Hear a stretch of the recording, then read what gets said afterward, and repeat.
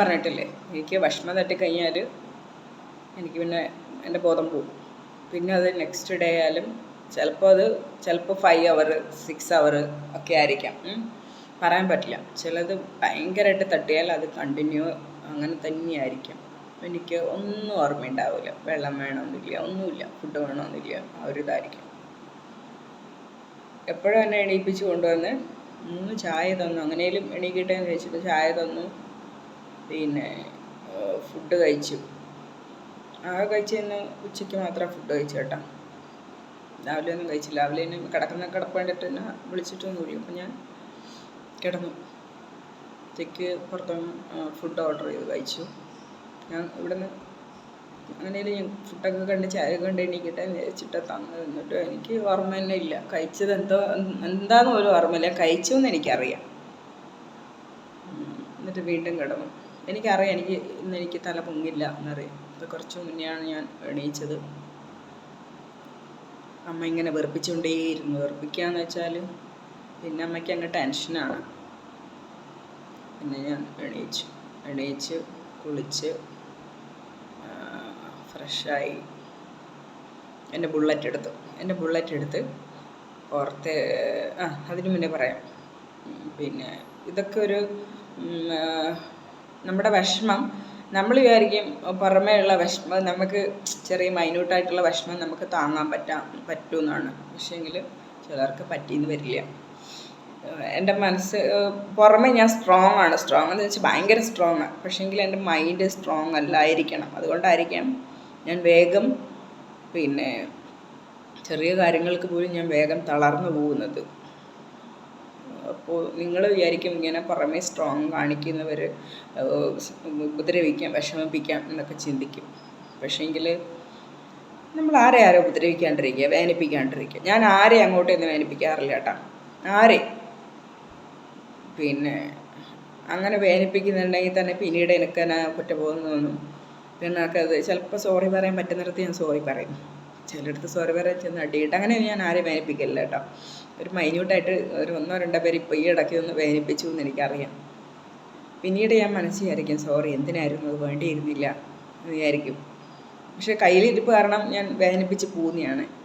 അല്ലാണ്ട് ഞാൻ ആരെയും വേദനിപ്പിക്കുന്ന ഒരാളല്ല. അവർ പെട്ടെന്നുള്ള ഒരു ഇതിൻ്റെ മുന്നിലാണ്. പിന്നെ എന്നെ ഇങ്ങോട്ട് വലിയ കയറി പിടിച്ച് വന്ന് എൻ്റെ തോളിൽ കയറി നിന്നിട്ട് എന്നെ വേദനിപ്പിക്കടി എന്ന് വന്ന് പറഞ്ഞ് എന്നെ ഇട്ട് ഇറിറ്റേറ്റ് ചെയ്താലും ഞാൻ വേദനിപ്പിക്കും, അല്ല പറയും. പക്ഷെ ഞാൻ വേദനിപ്പിക്കുന്നത് അതങ്ങ് ചങ്കിക്കൊള്ളുന്നതായിരിക്കും. മനസ്സിലായോ? അവർ ഒരു ഇത്രയായിരിക്കും കൊണ്ടുവരുന്നത് എന്നെ വേദനിപ്പിക്കാനായിട്ട്. ഞാനതങ്ങ് മറ്റേ ആണി ഇങ്ങനെ കൊണ്ട് തറയ്ക്കുമ്പോൾ ഞാൻ ആണി മൊത്തത്തിൽ അങ്ങ് തറച്ചേറ്റി കൊടുക്കും. ആ ലെവലാണ് എൻ്റെ സ്വഭാവം. ഞാൻ പറയുന്ന ഒരു വാക്കേ പറയുള്ളൂ, അതങ്ങ് തറക്കി കൊള്ളും അവർക്ക്. ജീവിതകാലം മുഴുവനുള്ളൊരു വാക്കായിരിക്കും.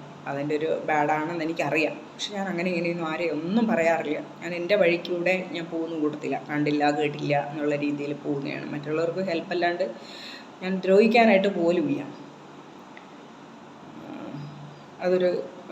അതുകൊണ്ട് ഞാൻ പറയുന്ന നമ്മളായിട്ട് ആരെയും വേദനിപ്പിക്കണ്ട. ഞാനായിട്ട് ആരെയും വേദനിപ്പിക്കാറില്ല. പക്ഷേ എനിക്ക് ചില വേദനകൾ എനിക്ക് സഹിക്കാൻ പറ്റില്ല. ഉള്ളിലിങ്ങനെ അത് ബോണ്ട് ചെയ്ത് കിടക്കും. ഞാൻ ഒരാളെ ഫ്രണ്ട്ഷിപ്പാണെങ്കിൽ അത് ഒരാളെ കൂടെ കൂട്ടുന്നുണ്ടെങ്കിലും ഭയങ്കരമായിട്ട് കീപ്പ് ചെയ്യുന്നുണ്ടെങ്കിൽ അതെനിക്കിഷ്ടമായി എന്നാണ് എൻ്റെ തെളിവ്. അങ്ങനെ കുറച്ച് ഫ്രണ്ട്സേ ഉള്ളൂ എനിക്ക്. അതും എനിക്ക് എൻ്റെ കൂടെ പഠിച്ച ചൈൽഡ്ഹുഡ് ഫ്രണ്ട്സാണ് കൂടുതലും ഉള്ളതെന്ന് പറയാനായിട്ട്. അത് വിരലുണ്ടാവുന്നത്. ഇപ്പോഴാണ് എനിക്ക് പുറമെ ഔട്ട്സൈഡ് ഫ്രണ്ട്സിനെയൊക്കെ കിട്ടി തുടങ്ങിയത്.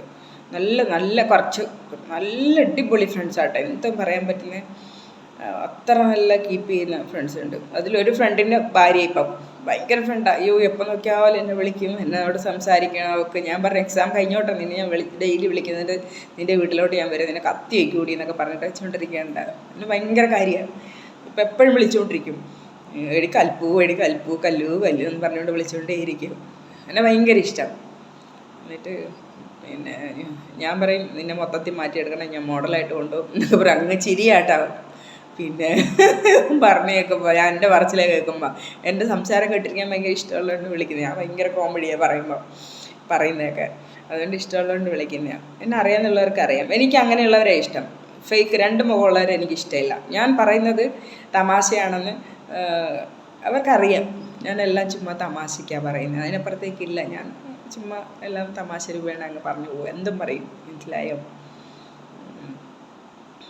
അപ്പോൾ എനിക്ക് അങ്ങനെയുള്ളവരെ എനിക്കിഷ്ടം, അല്ലാത്തവരെ ഞാൻ അടുപ്പിക്കില്ല എന്നല്ല, ഒരു ലിമിറ്റിട്ട് വയ്ക്കും. മിണ്ടും, എല്ലാവരോടും മിണ്ടും, ആരും ചീത്തയല്ല, ഈ ഭൂമിയിലുള്ള ആരും ചീത്തയല്ല. പലരും അവരുടെ വളർന്ന സാഹചര്യവും സ്വഭാവങ്ങളൊക്കെ മാറിപ്പോകുന്നതാണ്. ജനിച്ച് വീഴുമ്പോൾ കുഞ്ഞുങ്ങളെന്തെങ്കിലും അറിഞ്ഞിട്ടാണ് വരുന്നത്, അല്ല, നമ്മളെല്ലാവരും ഒന്നും അറിയാണ്ടാണ് വരുന്നത്. പിന്നീട് നമ്മളെ ചുറ്റുപാടും നമ്മളെ ഫ്രണ്ട്സ് സർക്കിളും നമ്മളെ കുടുംബക്കാരും ആണ് നമ്മൾ അതിൽ നിന്ന് ചേഞ്ചായി വരുന്നത്. എല്ലാവരും റോൾ മോഡൽസാണ് നമ്മുടെ ബാക്ക്ഗ്രൗണ്ടിൽ നിന്ന്. ഒരു ഫ്രണ്ട്സിന് മറ്റേ ഫ്രണ്ടിനെ നേരെയാക്കി എടുക്കാം. ഇപ്പോൾ കുടുംബത്തിൽ അങ്ങനെയാണെങ്കിൽ തന്നെ റോൾ മോഡൽ, നല്ലൊരു ഫ്രണ്ട് ഉണ്ടെങ്കിൽ ആൾ മാറി വരാം. നല്ലൊരു ഫ്രണ്ട് ഉണ്ടെങ്കിൽ ആ പെണ്ണിനെ വിടക്കാക്കി മാറ്റാം, മനസ്സിലായി? പെണ്ണായാലും ചെക്കന്മാരെ വിടക്കാക്കി മാറ്റാം. വീട്ടുകാർക്ക് ഉള്ള റോള് ഒരു പരിധി വരെയൊക്കെ ഉള്ളൂ. പിന്നെ വീട്ടുകാരെയും റോൾ മോഡലാക്കി വരുന്നവരുണ്ട്, ഇല്ല എന്നല്ല കേട്ടോ. അപ്പോൾ എന്നെപ്പോലെ ആരെങ്കിലുമൊക്കെ ഉണ്ട് ഇതുപോലെ ബോധം കെട്ട് വീഴുന്നവർ ഉണ്ടോ? ഞാൻ ബോധം കെട്ടിട്ട് ഒറ്റ ഉറക്കമാണ്, പിന്നെ കണ്ണ് തുറക്കുകയില്ല. പിന്നെ എന്നെ വെടിയുണ്ട പൊട്ടിച്ചാലും, അല്ലെങ്കിൽ ചായ കണ്ടാലും ഞാൻ മറ്റേ കള്ളുകുടിയന്മാർ കള്ള് കാണിച്ചു കൊടുത്തത് വരെ ഞാൻ എണീച്ച് വരുമായിരുന്നു. ഇപ്പം എന്നിട്ട് പോലും ഞാൻ എന്നെ അത്രയും ഉറക്കമായിരുന്നു.